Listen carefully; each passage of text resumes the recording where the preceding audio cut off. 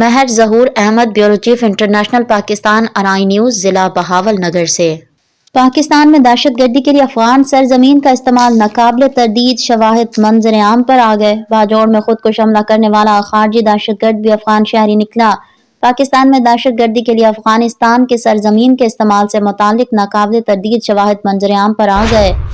16 فروری 2026 کو باجوڑ میں ملنگی پوسٹ پر خودکش حملہ کرنے والا خارجی دہشت گرد بھی افغان شہری نکلا۔ خودکش حملہ آور کی شناخت خارجی احمد عرف قاری عبداللہ ابوذر کے نام سے ہوئی، جو افغانستان کے صوبہ بلخ کا رہائشی تھا۔ خارجی احمد عرف قاری عبداللہ ابوذر طالبان کے اسپیشل فورسز کا حصہ بھی رہ چکا ہے۔ اس خودکش حملے میں 11 سیکیورٹی اہلکاروں سمیت 2 معصوم شہری بھی شہید ہوئے۔ پاکستان میں دہشت گردی میں افغان شہریوں کا ملوث ہونا طالبان رجیم کی دہشت گردوں کے مکمل سرپرستی اور سہولت کاری کا واضح ثبوت ہے۔